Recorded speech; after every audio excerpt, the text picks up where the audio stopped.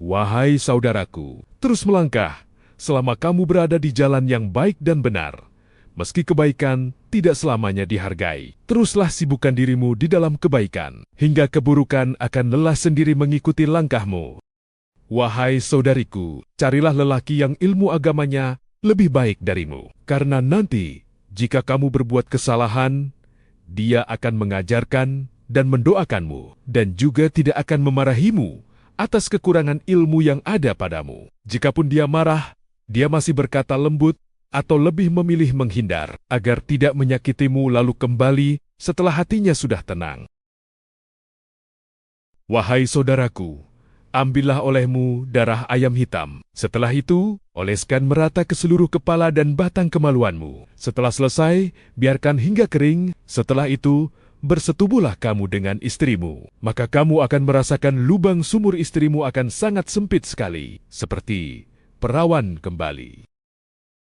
Jika kehidupan orang lain terlihat lebih buruk, maka cukuplah dijadikan pelajaran. Jika kehidupan orang lain terlihat lebih baik, maka contohlah kebaikannya, dan berbuat baiklah kepada siapapun, meski kepada orang yang telah menyakitimu. Perbuatanmu itu bukan karena kamu bodoh, dan bukan pula karena kamu lemah, tetapi karena kamu adalah memang benar-benar orang baik yang tidak pendendam. Wahai saudaraku, fokuslah kamu hanya kepada hal-hal yang positif saja, karena untuk menempuh jalan yang panjang itu, sesungguhnya memanglah sangat sulit. Tapi sedikit pun kamu jangan terpancing untuk mengambil jalan pintas yang akhirnya akan membuatmu menyesal. Wahai saudaraku, hidup bukanlah tentang siapa yang baik dan terbaik. Dari itu, jangan pernah kamu menjelaskan tentang siapa dirimu kepada siapapun. Karena yang menyukaimu tidak butuh itu, dan yang membencimu juga tidak akan percaya. Hidup itu harus seperti gula di dalam segelas teh. Saat secangkir teh kurang manis, orang akan berkata gulanya kurang. Tapi saat rasa manisnya sudah pas, orang akan berkata tehnya enak. Dan mengapa tidak pernah orang berkata gulanya enak? Karena tidak penting bagi gula apakah dia diingat atau dilupakan. Asalkan dia dapat meredam rasa pahitnya teh, itu sudah cukup baginya. Wahai saudaraku, hal yang paling menyakitkan pun jika kamu jalani dengan sabar, pasti akan tetap bisa membawa bahagia. Caranya peluk eratlah rasa sabar itu, dan jadikanlah teman di saat gelap, dan jadikan sahabat saat dirimu benar-benar terpuruk. Wahai saudariku, hijrah itu adalah memperbaiki akhlakmu. Jadi, bukan memperbaiki fashionmu, memperbanyak ilmu agamamu. Jadi, bukan memperbanyak skincare-mu, memperbanyak sedekah kepada fakir miskin. Jadi, bukan memperbanyak sedekah auratmu dan tempe lecitmu itu. Wahai saudaraku, janganlah kamu melihat sebagai rintangan, tapi lihatlah sebagai jalan untuk mengembangkan diri. Dan bertanyalah jika kamu tidak tahu, karena orang yang tidak pernah bertanya itu hanya dua kemungkinannya. 1, orang yang sudah mengetahui segalanya. 2, atau orang yang tidak mengetahui apa-apa.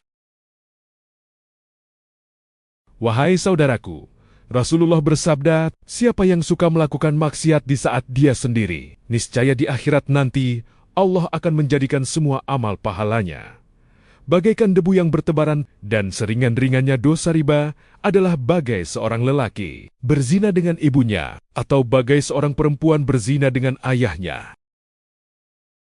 Wahai anak-anakku, manusia diturunkan dan datang ke dunia ini masing-masing mempunyai tujuan dan tugas masing-masing. Ada manusia suci yang datang hanya khusus untuk menebar kebaikan. Ada juga manusia yang datang hanya khusus untuk membuat dosa, kemudian menebus dosanya. Tapi kebanyakan manusia yang datang ke dunia ini adalah hanya khusus untuk membuat dosa dan menebar dosa kepada semua manusia.